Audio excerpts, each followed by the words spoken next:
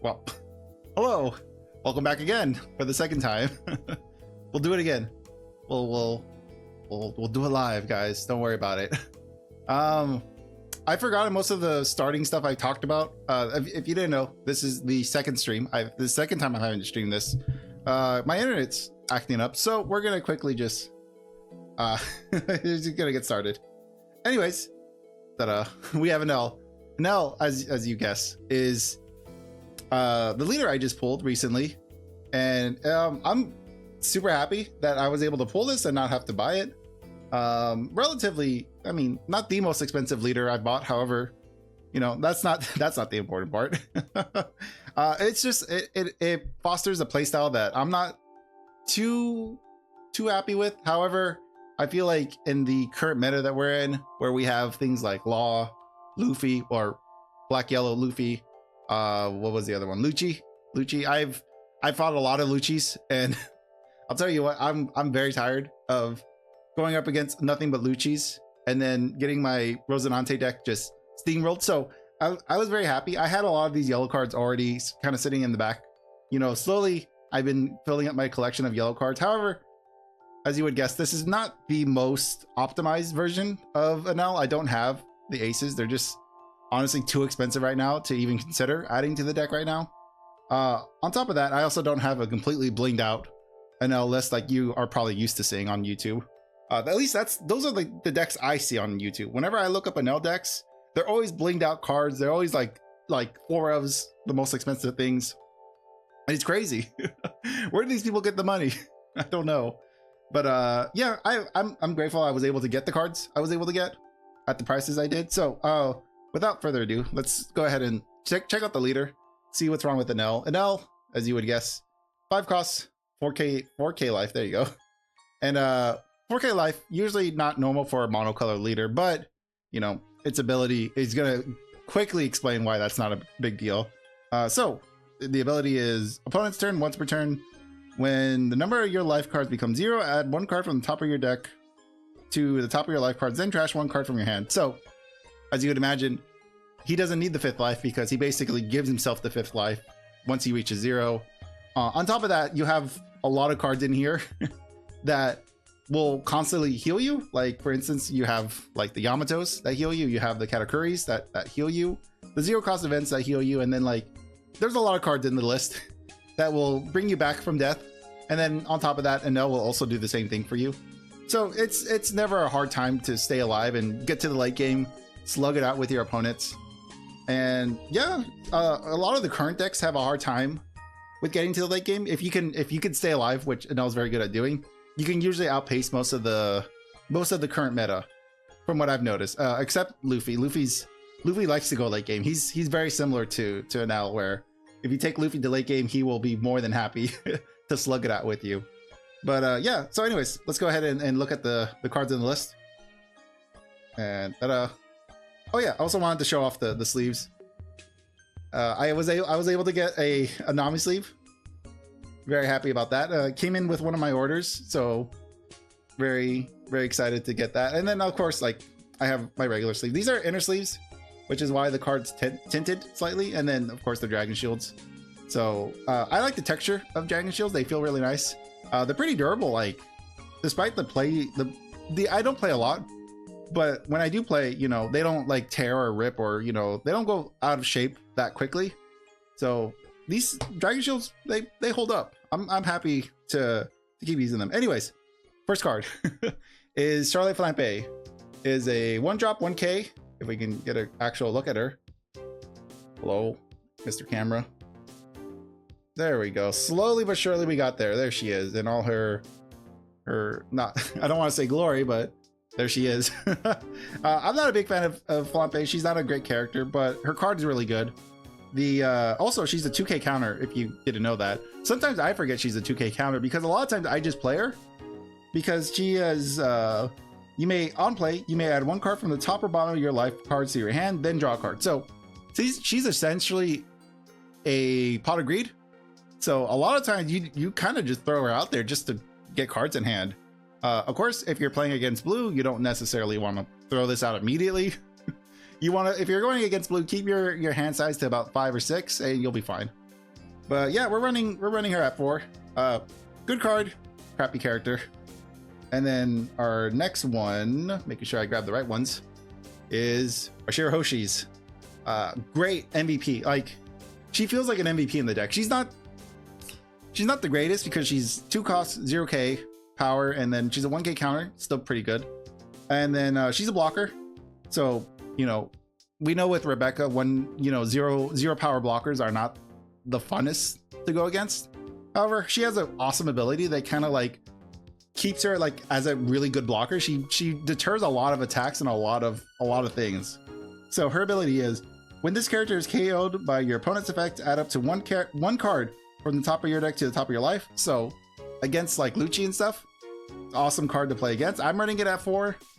A lot of people, I see a lot of lists running this at 2.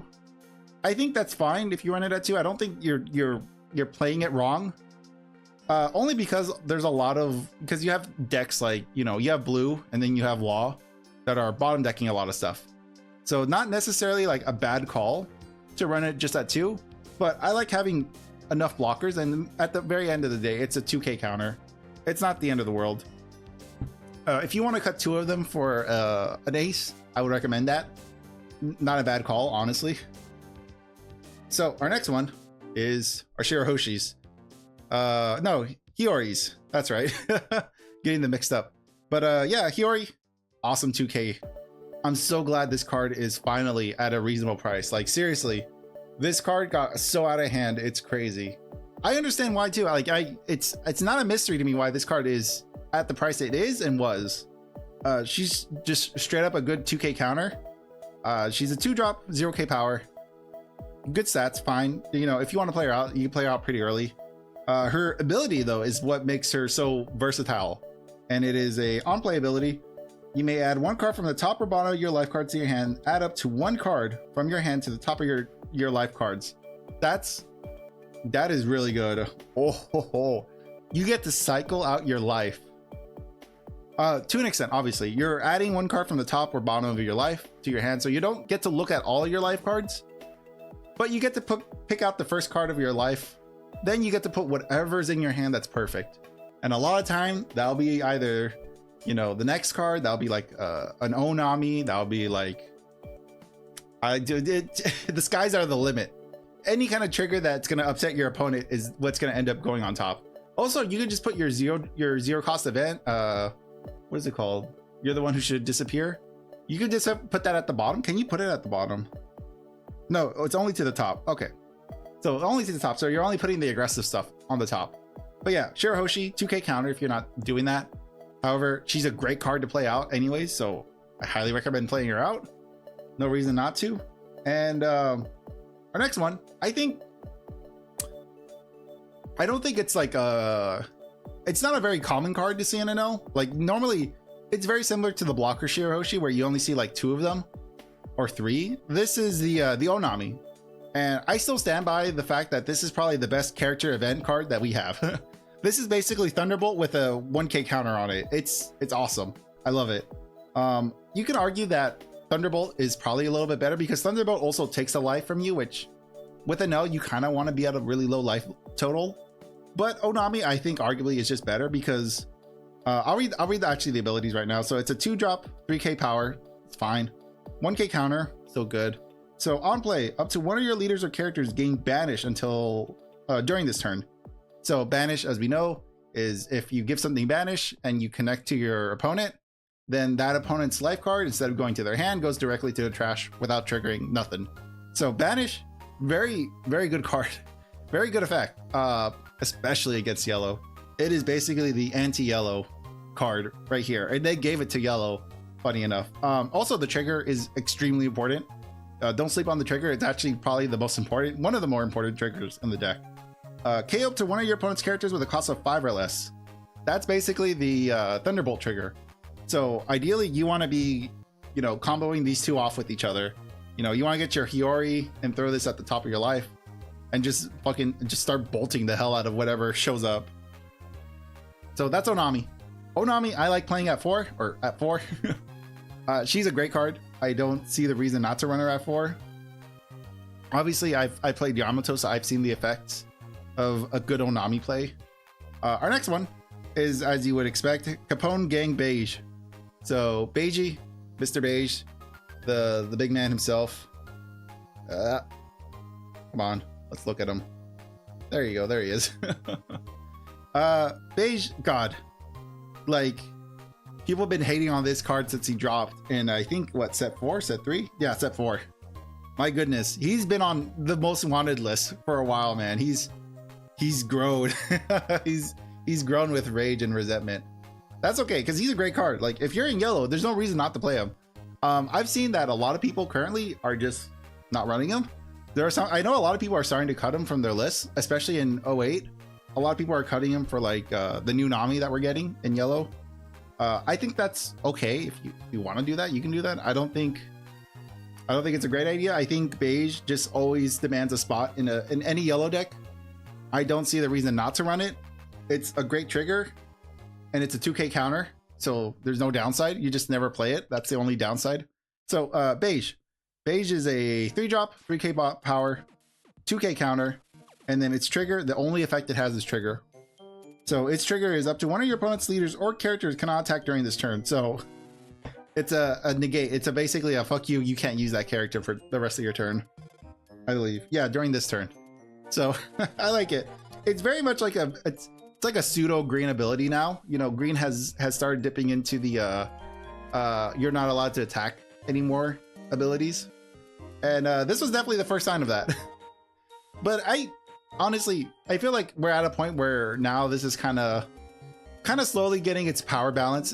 People are still very upset whenever it triggers off of life. You know, it is what it is. What do you want me to do? Not play a good card? This is how it is. You know, of course I'm running 4. No reason not to run 4. Very upset. Here's another one that's also started to get people kind of salty when they start attacking into you, because it punishes players when they attack into you. So it's Frankie. It's the Egghead Frankie. So it's a 4-cost, 5k power, 2k counter. So even if you're not gonna play it out from your hand, you know, you just counter stuff out with it. And the only ability it has is just the trigger. Of course, very similar to Beige. However, this trigger is probably a little bit better. So the trigger is draw 1 card. Then, if you have 1 or less life cards, play this card. That is everything Enel wants to do. That is a present, you know, wrapped up just nice. Perfect for Enel. Enel was given this card with a big ass bow and a big play me at 4, which is exactly what we did. Because Enel loves to be at like 1 or 2 life. It's very easy for Enel to be at 1 or 2 life, even if you're not at 1 or 2 life. You know, if you're at 2 life, then at the very least you get to draw a card if you trigger it. Otherwise, you can just put it in your hand and play it later, or you can put it back into your life with your Hiyori. You know, once you're at the appropriate life. But yeah, I'm running it at 4 again. Great body, 2k counter. You know, there's no downside to it. Our next card is our Shiori, Shirahoshi. There you go. It's our other copy of Shirahoshi. This is the 5-drop Shirahoshi that lets you draw the Graceful Charity of yellow. As you can tell, this is, I forget what they're called. I think what is it? Dash packs. This is it's a promo card essentially. It's a dash pack variant from, I forgot, honestly. I don't remember where these came. These are old, or at least they feel old. I've had these for a while. This is around when I started playing the game, and I like the art. The art's great on these. I prefer it over the original. However, I think we're getting an updated art in the Treasure Cup, I believe, if I remember right. I probably won't be switching. I'll probably just still keep these around because these are just great. However, these are going to get cut for the new Nami that's coming into the next set. It just is, it is what it is. You know, there's so many good yellow cards. There's only so much room. So good stuff has to be cut for better stuff. It's just, you know, that's how the dice roll. But anyways, Shirahoshi is a 5-drop, 0k power. It's whatever. 1k counter, still good. And then its on-play ability is draw 3 cards, then trash 2 cards from your hand. And then the trigger is play this card. It's just, what you want to do is you want to be triggering this. Honestly, you can still play this. Honestly, we've come to a time, we're in a time and place where just paying 5 Dawn to draw cards is, you know, just, you know, fine. You can do that. It doesn't feel that bad. It used to feel worse back in the day. It feels a lot better nowadays. I don't know what changed, if I'm going to be real with you, but it's always nice to have 4 copies of Shirahoshi. It's a great placeholder until the new Nami drops. And then we're just gonna, you know, retire this card. It's gonna go out to the pasture and enjoy its retirement in my bulk. But I like Shirahoshi. Shirahoshi's fine. Well, I'm okay with the character. I like the character's fine. That's all I'll say. Our next card, however, is Luffy. The Egghead Luffy, what is it called? Rocket Luffy is what the fan base, the card game fan base has lovingly called this Luffy. As you can imagine, Luffys are everywhere. Luffy's always going to be a good card, so whenever you find a Luffy, it's probably going to be good enough to play. This one I'm playing at 4. Some people play it at 3. I think you can play it at 3 or 4. It's great. It's fine. It's removal. It's removal with a body, you know, so I think it lets you draw, if I remember right. But anyways, let's get a closer look. Side note, I love the art of this so much. I actually prefer... Oh, hey! Thanks for the follow. Hope you're enjoying the deck list. Hello, how you doing? Quickly, we're in the middle of going through our deck right now, just talking about some of the cards I have. Hopefully you're a fan of One Piece. If not, you know, enjoy. Yeah. Excellent. But yeah, anyways, this Luffy. Awesome. No, perfect then. I don't know, have you played against Enel? Enel is not a very fun leader. If you didn't know, I pulled it from a box last week. I pulled Enel from a box, so I made a deck around the leader. But yeah, I'm so happy. I just put this deck together a couple of days ago, and I've been able to test it out, and it's good. You know, I can see why it was meta for a while. I think it's still like top 4. But yeah, let's go ahead and read the effect. So Luffy is a 5 cost, 6k power, 1k counter. It has an activate main. You may trash this card. If you have 2 or less life cards, KO up to one of your opponent's characters with a cost of 4 or less, then draw 1 card. So it's a great effect. You are losing a body, which kind of sucks. However, usually the play pattern is you play out the Luffy, then, you know, eventually when it comes back to you, you can attack with the Luffy. Then after you attack with the Luffy, you sack it to its effect, you KO a 5-drop, and then you get to draw a card off of it. So it replaces itself. It's a bit of a slow play, but it's still a card worth running, especially like if your opponent for some reason has like an Enel or has a Boa. It's always good to just have some Luffys hanging around so their effects are negated. It also has a trigger. The trigger I think is arguably just better. The trigger is KO up to one of your opponent's characters with a cost of 4 or less. So again, you can throw it into your life and then just, you know, for whatever reason, throw it into your life and then just bolt whatever 4-drop. Really good against red purple law, if I remember right, because you just bolt their kid and killer and you've saved yourself. But yeah, I was talking about the art. I really like the art of this Luffy in particular. The artist, who is the artist? Oh, that's so tiny. I can't read that. What is that? That says, oh, that's gonna be harder to read. But yeah, the artist that did this also did the Garp, and I believe did the Brook in this style, where it's kind of like a cartoony, like, you know, 50s cartoony style, like what's the name of that guy? Astro Boy. It has very much like an Astro Boy feel to it. So I love this style. I think this looks great. It looks very fun, very playful. Versus the alt. The alt's fine, but the alt is using, you know, manga art, which is okay. You know, I've come to accept manga art just being part of the game, so it's fine. Anyways, moving on to the next card is our Enel, the one I just did a little sneak peek of. Enel, I'm running Enels at 2. This is one where, like, if you also want to like take out Enel to put in aces, you can just replace these Enels with aces and you'll be fine. Probably arguably better. However, I think Enel keeps the deck pretty aggressive and does a really good job, you know, keeping pressure on Lucci. So I see a reason, because Lucci never plays any kind of Luffy cards, so you never really have to worry about Enel's effect ever going offline. And it's also a rush. I mean, rush, as we've seen in the past with Hoity Jones, rush is just a strong effect. So Enel is a 7k, or it's a 7 cost 7k body, no counter. You know, we're getting to that territory where we have a lot of bodies that are big but don't have counter on them, but Enel kind of makes up for it with its abilities of having rush, which, you know, basically you throw it down and it can attack the same turn. However, its ability is what makes it relevant. So it has the once per turn, if this character would leave the battlefield, or if this character would leave the field, you may trash one card from the top of your life cards instead.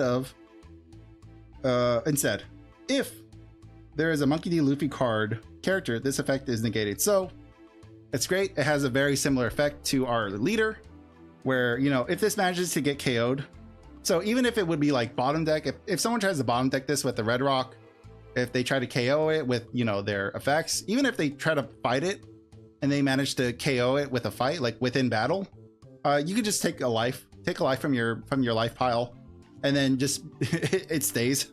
It never gets KO'd. It stays on the field. So it's very sticky, and it's very aggressive. So I think it's justifiable at 2.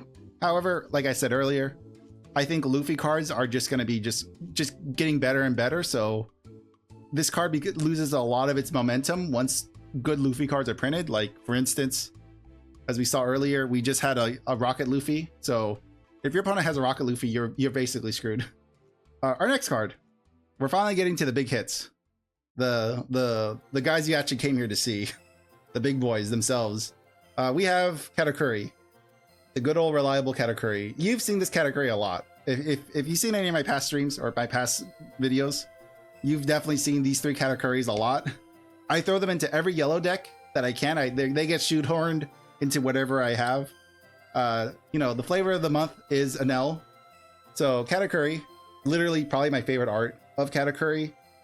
Even with the new treasure cups, with the new treasure packs coming out, they do have a new alt of Katakuri. However, this is still my favorite, even compared to that one. I think they hit the nail with the design of this one. Just nail on the head. It's so good.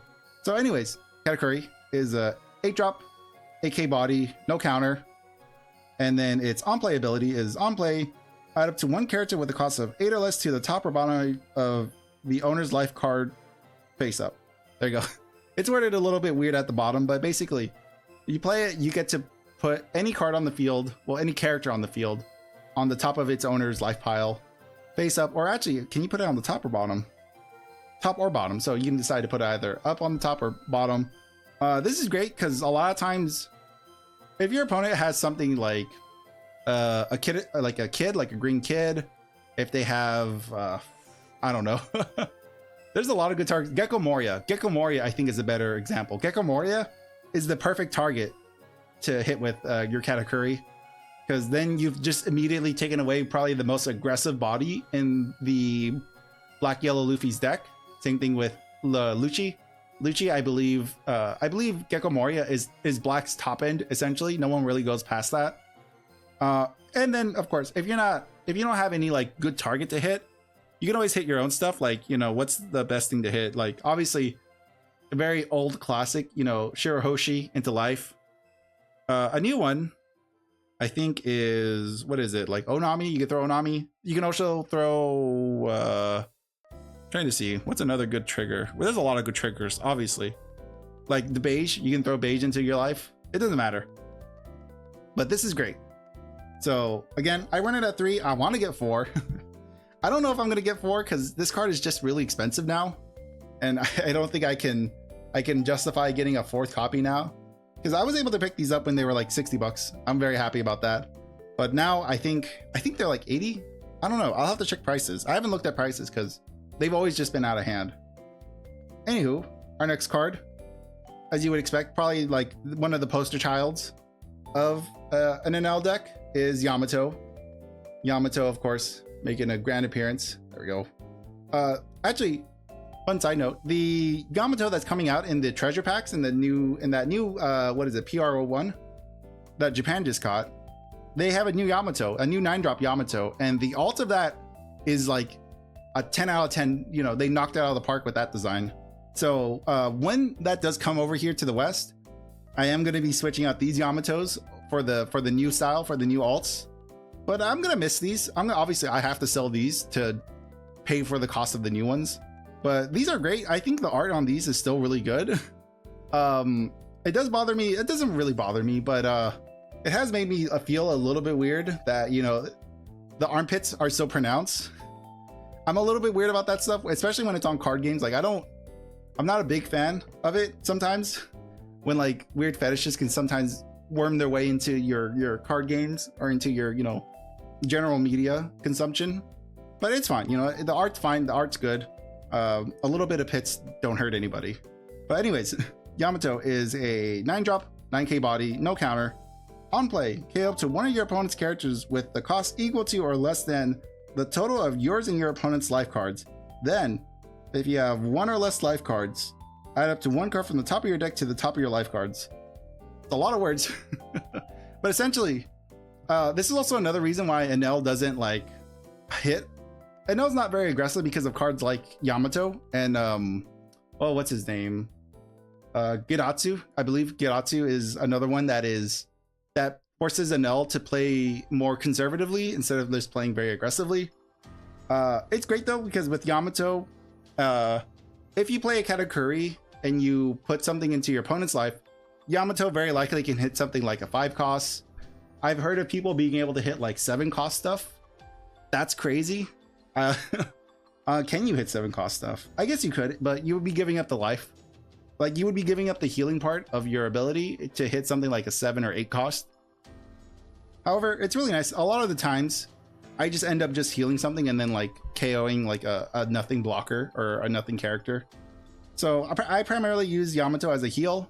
Occasionally she will KO something useful, but most of the time it's just a heal, and that's fine. Big body, heals you for a life, not the end of the world. Unfortunately, as we talked about earlier, I don't have the aces, so no cool ace to show off and, you know, show you guys what I got. But we do have it. We do have events, as you would expect. I do have 4 copies of You're the One Who Should Disappear. Staple in any yellow deck. Staple, especially with Enel. So let's grab one. There you go. There is the card. Yeah. Awesome card. I'm surprised. It's slowly gaining value. I think instead of being like a 10-cent card, it's like a $1 card is what I mean by value. But yeah, it's a 0 cost event. So it has counter. You may trash 1 card from your hand up to one of your characters or leaders gain 3k power during this turn. That's fine. That's standard for 0 cost events. Not a big deal. However, for its trigger, if you have 0 life cards, you may add up to 1 card from the top of your deck to the top of your life cards. Then trash 1 card from your hand. So if this is the last card in your life, which it can be a little bit hard to find a way to put this at the bottom. Usually your best way to put it at the bottom is Hiyori, I believe. Yeah, because Hiyori puts a card from your hand to, no, I think it puts it to the top. Yeah, no, this Hiyori can't do anything with it unless you're at like 2 life or 1 life. If you're at 1 life and you drop a Hiyori, you're very much choreographing that you have this. But yeah, if you can manage to get this at the bottom of your life, then you know you're laughing to the bank. So you always want to run this at a max 4 if you're playing like a yellow deck. If you're playing like a green yellow Yamato, you usually kind of want to run it at 3. But this card is just never dead. It's very hard for this card to be dead in your hand, and it's great in life. Our next card is an old classic, 200 million volts Amaru. Again, here's another contender that if you don't want these cards in your deck, is another great replacement for Ace. If you want to throw Ace in your deck, you can just cut these 2 as well. I have a lot of like recommendations for cuts, so you know if you're itching to play Ace, there's plenty of things to cut for Ace. But I do like this because Amaru keeps Enel aggressive. It keeps your characters aggressive because, again, I like playing aggressive. Enel doesn't play aggressive, but I like to play more aggressively. So Enel, what does this card do? Amaru is a 2-drop. It has Bane. Up to one of your characters or leader gain 3k power during this turn. Then, if you have 1 or less life cards, rest up to one of your opponent's characters with a cost of 4 or less. So you get to boost up your character or your leader, swing in big, and then rest a potential blocker at 4 costs. Kind of good. I wish it was a 5 cost because right now, what's his name? Sabo. Sabo is a 5 cost blocker, and he is really the only thing standing in between you and winning. Same thing with Queen. Queen is a 5-drop. So this is where Amaru kind of like, you know, falters, is only being able to rest up to a 4 cost. There are 4 cost blockers, and a lot of people still play 4 cost blockers, but the ones that are hard to swing over are Queen and Sabo, I believe. So yeah, also the trigger is great. I like the trigger of this as well. I believe it heals you as well. Let me read. So the trigger is you may trash 2 cards from your hand, add up to 1 card from the top of your deck to the top of your life. Yeah. So again, if this manages to work its way to the bottom of your life, then you get to heal. Obviously, you're paying a lot more cards. Instead of discarding 1 card, you're having to discard 2. However, if you're gonna die, you'll pay the price, right? You're like, it doesn't matter. If it can heal you, there's no reason not to pay the price of 2. And then, again, another staple is Kingdom Come. There we go. I forget what the Japanese name of this one was. Was it Raiko? I think it's Raiko, but it's Kingdom Come in English. And this is a really hard card to justify. Kingdom Come is a 6-drop. I'll read the card and then we can talk about it. So it's a 6-drop. Main, KO up to one of your opponent's characters. Then trash cards from the top of your life cards until you have 1 life. And then the trigger is KO to one of your opponent's characters with a cost equal to or less than to the total number of yours and your opponent's life cards. I'm sorry, it's hard to read sometimes, the wording, but the trigger essentially is the same as Yamato. If you trigger this, you get to KO something that is equal to you and your opponent's life total. So a lot of times, again, you might be able to hit something big. Most of the time you'll hit something kind of small. So the trigger is not like the best. However, you might be able to play around with it and you might be able to hit something like a 5 cost if you're lucky. But realistically, what you're playing this for is you're playing it for the main effect, which the main effect is good. You know, Kingdom Come is basically like our version of Red Rock in blue. Unfortunately, though, it comes at a very hefty cost of giving up all your life except 1, which in Enel is not an issue. You know, Enel wants to be at like 1 or 2 life, so it's not a big deal for Enel to be at those life totals. If you manage to get down to that life total, you know, paying 6, not a big deal. And you're going to be KOing something. You know, I don't know what, but you're going to KO something. Oh. I think stream just died. Hello? Stream? Give it a second. Hello? Hello, hello, hello. Okay, we're back. Oh my goodness. Stream kind of killed itself right there at the last minute. Of course it would. That's okay. We're essentially done. It was a very short stream. But anyways, I'll finish talking about Kingdom Come, and then we'll wrap up the list, show off the cards again in total. But yeah, Kingdom Come, double-edged sword. You know, it really only works with Enel, and weirdly enough, it works really well with Vegapunk. Vegapunk can kind of get itself down to 1 life and not be too stressed out. Enel loves being at like around 1 or 2 life. Not the end of the world for Enel, but man, 6 costs. I wish this was like 5 costs, 4 costs maybe, because giving up all your life cards could be rough, but maybe that would be too broken. But you know, regardless, I still play it at 3. I think 3 is a really good number for this card. I don't see an issue. It gives you an answer for those big bodies. What are the big bodies you're going up against? Like Kaidos, Big Mons. What are other big bodies? Doflamingos. You know, anything above 8, basically Kingdom Come is going to handle for you. But there's the list. Hopefully you've enjoyed this one. I know it's a relatively short stream, but you know, it's a deck list. It's very hard to get past like over an hour. It'd be nice if I could get over an hour, but you know, it's talking about these cards can be a little difficult, but I'm glad I get to talk about it for a little bit. Very fortunate that I was able to pull Enel and actually get a chance to test out Enel. There we go, 5 cost. And then our next 5 cost, which will soon be replaced with the new Nami. I'm very excited for that new Nami to show up. And then we have Frankie's over there. And then we got our beige, our Onamis. Oh man, we're running out of room. There we go. We'll just we'll start throwing them on top of each other. That's okay. You already know what's underneath there. But yeah, there's kind of like a quick showcase of what's going on with the deck. I'm quite happy with it. It's a semi-aggressive, semi-control, a lot of 2K counters. Good list. The reason why there's a lot of 2K counters is because you kind of want to play most of them. There's no reason not to play most of these guys, but you know, it is what it is. Also, I was thinking about playing. I forgot to update my simulator, so I don't have a simulator. We can't really play a couple of rounds, and that's okay. I'm a little tired of playing on the simulator. It's a couple of reasons, mostly because, like, you know, the simulator just doesn't look or feel very fun. I think is the best way I can explain it. You know, it's not very interesting to look at. When I really don't like looking at simulator games. I like looking at like IRL streams or IRL games. I don't know. Also, like, you know, when you play random games, you get a lot of just like, you get a lot of weird players, you know, people who just will randomly just shit on you for no reason.